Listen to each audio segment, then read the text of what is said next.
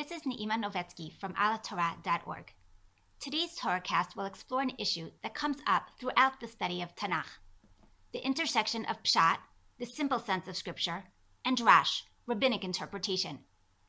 Every so often, the sage's understanding of a verse does not appear to match its plain sense, and sometimes they even appear to be in contradiction. In such cases, how are the two understandings of the verse to be reconciled? Are the sages simply drawing on an oral tradition that really does not match the simple sense of the verses? Or are they actively working with the text, but in ways that might elude a reader at first glance?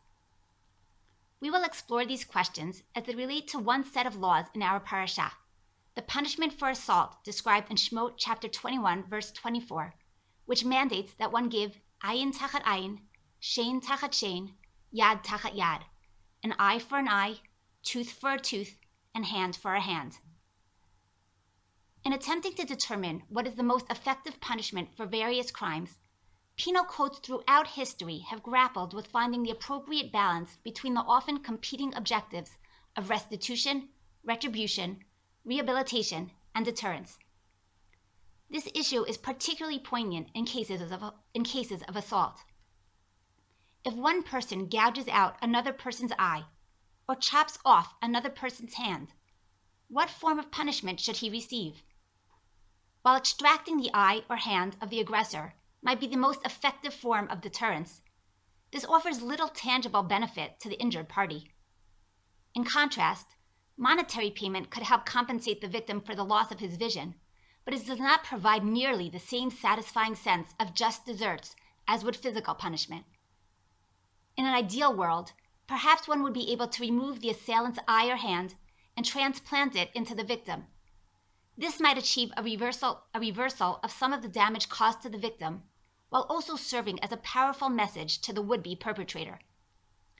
This, of course, is not yet a practical possibility, and leaves us wondering what instead would be the closest approximation of justice served. In our parasha, when presenting the penalties for various forms of assault and battery, the verse mandates that one give ayin tachat ayin, shein tachat shein, an eye for an eye and tooth for a tooth, favoring retributive justice over financial compensation.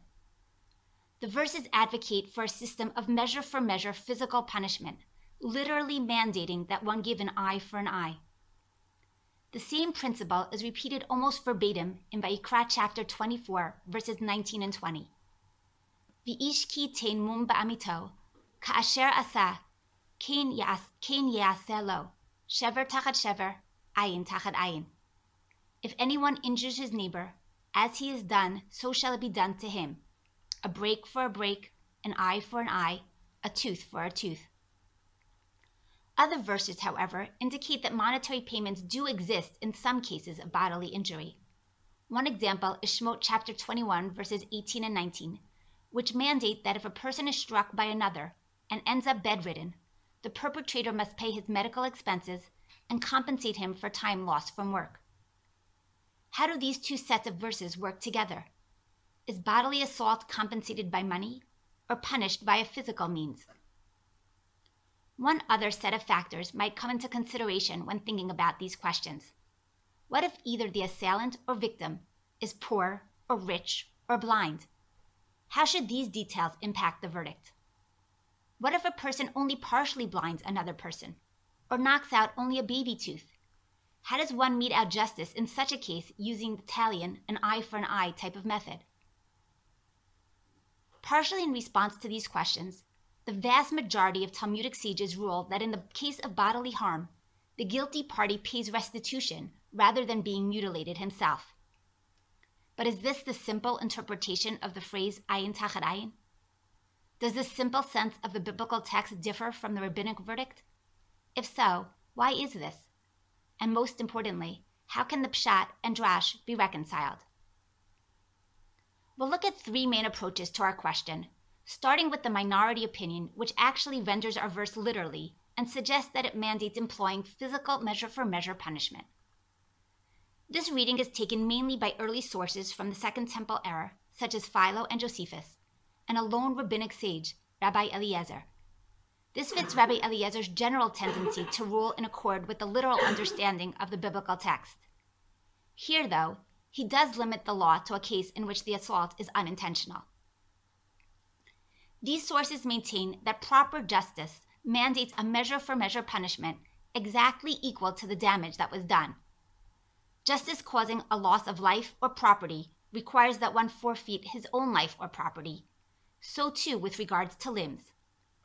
Philo notes that to exact a punishment which bears no resemblance to the offense committed would be unjust, and in truth, this principle of midah keneged midah, or just deserts, is a dominant motif throughout Tanakh. For example, after King David has illicit relations with Bathsheba, he is told that as punishment, others will sleep with his wives. Though some might question if such talionic punishment is not somewhat extreme, these sources respond by questioning, why is it fair that the person who committed the assault should deserve to be any better off than his victim? The system has several other advantages as well. First, it serves as an excellent deterrent to others, making it much more unlikely that such a crime will be repeated. It further treats all people as equals, as a wealthy person who maims a fellow man suffers just like a poor person who did the same. This would not be true if all that was required was monetary compensation. This approach must explain how the law of talion works with those verses which mandate paying medical expenses and loss of salary. These sources might suggest that the two sets of verses refer to different cases. Talion is called for in cases of permanent injury, while payment applies only in a case where there is no permanent loss of limb. Alternatively, one might suggest that the two sets of verses are meant to complement each other. In addition to being punished by losing his eye, the assailant must also compensate his victim. The double punishment thus satisfies the need for both retribution and compensation. Despite its advantages, though, this literal approach is rejected by the vast majority of commentators who find it problematic on multiple levels, and therefore suggest that a verse must be understood metaphorically as referring to monetary compensation. Thus, for example, Rav Yosef Bechor Shor, a 12th century French Tosaphist, emphasizes that the primary goal of punishment should be restitution rather than retribution. After all, harming the perpetrator serves no purpose for his victim, who will be much better served if he is compensated for his loss. Rav Sadia Gaon further points out that it would be almost impossible to implement talion in a fair way, as there can be wide-ranging variations in the degrees of injury and in the original physical conditions of different assailants or victims. If the assailant is blind, or if one removes only 1/3 of someone else's vision, how can retribution be fairly achieved? Monetary compensation, in contrast, can at least be adjusted as necessary to account for differing circumstances. The obvious question regarding this approach is, of course, how it works on the textual level. Though conceptually the position might be sound, what about the simple sense of the verses? Why does the verse stipulate giving an eye for an eye if it doesn't mean that? These sources suggest that by formulating the compensation in this manner, the Torah emphasizes how the assailant must make the victim whole again by compensating him in full for all aspects of his injury. He must give enough money that it will be as if the eye is replaced. Alternatively, one might suggest that the Torah intentionally uses hyperbolic language to emphasize the severity of the act. The phrases "Ka'asher asa ken ya'aseh lo," as he did, so will be done to him, and "Ka'asher yitin mum ba'adam ken yinatin bo," as he placed a blemish on another, so shall be placed on him, are also difficult for this approach, as they too imply talion. Rav Sadia attempts to explain that these verses too need not refer to an exact measure-for-measure punishment, but might simply be mandating that there needs to be an appropriate response to the crime. As evidence, he points to a similar verse in Sefer Shoftim, where Shimshon says, "As they did to me, I did to them," when he clearly does not do exactly as was done to him, for while the Philistines gave his wife away, he retaliates by burning their fields. Finally, as further textual proof for this reading of the verses, these sources point to Shemot 21:18, which mandates paying a victim's medical expenses and loss of salary in cases of battery, where monetary compensation is clearly implied. This second approach, thus, attempts to demonstrate how the rabbinic interpretation of the verses is really the verse's simple meaning, rereading each problematic verse to make it accord with the concept of monetary compensation. However, as some of these readings are somewhat forced, a third approach takes a middle ground between these first two positions, suggesting that actually the law is working on two tracks, addressing both the concept of talion and the need for monetary compensation. This approach has several variations. Shadal, a 19th century Italian commentator, suggests that the verse ayin tachat ayin does indeed refer to talion, but that the Torah allows for monetary compensation to be implemented in some cases in its stead. As proof, Shadal points to the verse regarding capital punishment, which states, "V'lo tikhu chofer lenefesh rotzeach asher hu rasha lamut, ki mot yumat."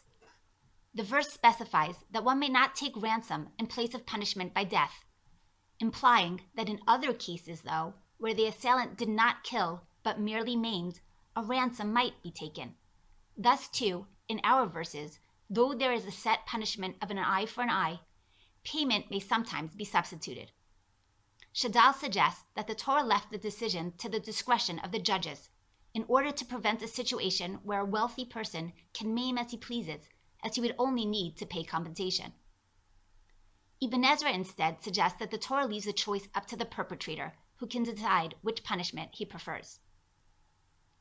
Sforno, a 16th century Italian exegete, alternatively suggests that the literal and rabbinic interpretations reflect the difference between ideal conditions and practical reality. The Torah's formulation conveys that the perpetrator truly deserves to lose his limb. It is only practical considerations that led Chazal to implement the punishment differently.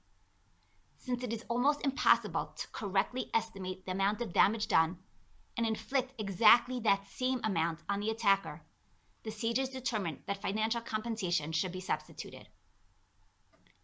One last variation of this two-track approach is taken by the Hoel Moshe, a student of Shadal. He claims that the literal interpretation of the verse was its intended meaning for the generation of the Exodus, while the rabbinic metaphorical understanding is its import for future generations. The uncivilized society of former slaves required a harsh penal code, as monetary punishments would not have sufficed to deter people from committing assaults. Future generations, though, could be directed to proper behavior through less harsh means, such as financial loss. This idea that certain laws in Torah were formulated only for certain generations is of course quite radical, and perhaps even dangerous, as it could be taken to imply that one, on their own, can decide to discard laws claiming that they are outdated. It should be noted, though, that the Rambam expresses a similar idea with regard to the need of the generation of the Exodus for a Mishkan and sacrifices, suggesting that these are not the preferred forms of worship, but were only a temporary necessity instituted due to the people's idolatrous tendencies. Moreover, the Hoel Moshe does not suggest that anyone can simply decide such things on their own, and in fact suggests that such changes and varying interpretations would need to have been passed down through oral law. To summarize, while early sources render the punishment of an eye for an eye literally, later rabbinic sources almost unanimously reject this option and interpret the verse metaphorically. This leads medieval and modern exegetes to struggle valiantly to reduce the tension between the literal, retributive understanding of the verse and its rabbinic interpretation. Some, like Rav Sadia, go to great lengths to demonstrate how the Midrash is really the verse's simple meaning. Others, like Sforno, view the verse as presenting an ideal which must be converted and translated when applied to real life. Finally, the Hoel Moshe differentiates between the generation of former slaves to which the Torah was originally given and future more civilized generations. With which opinion do you most identify? Is retribution, deterrence, or restitution the primary goal of punishment? Second, do you think that the Torah always presents an ideal? And if so, is it possible that Hashem would mandate something which cannot be practically fulfilled?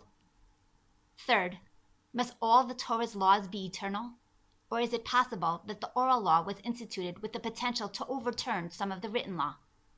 Finally, what other ways can you think of to reconcile the simple sense of Scripture with conflicting rabbinic interpretations? For more primary sources and analysis on this topic, and for other topics related to Parashat Mishpatim, please visit al-atara.org.